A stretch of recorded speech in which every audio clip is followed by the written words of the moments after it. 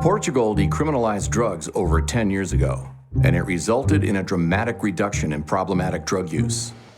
Listen, you can show me all the data and the research you want.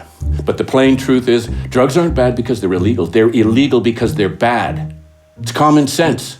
65% of Canadians favor reforming Canada's marijuana laws. Is this a sign something should change? Is that true?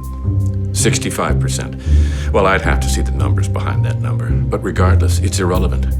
Opinion polls don't reflect the reality of the situation, which really is about protecting children. And children don't respond to opinion polls. 40 years of the global war on drugs has cost trillions of dollars, but failed to reduce supply or demand. Yes, admittedly, it's very expensive.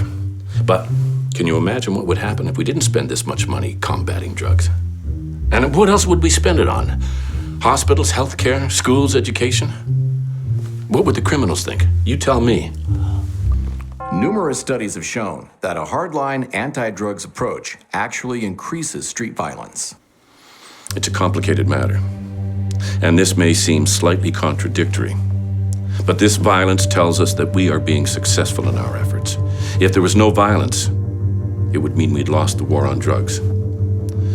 So the fact that there is still admittedly a terrible amount of violence related to the drug trade, that tells us that we are winning. Does your politician have a drug policy abuse problem? You can help.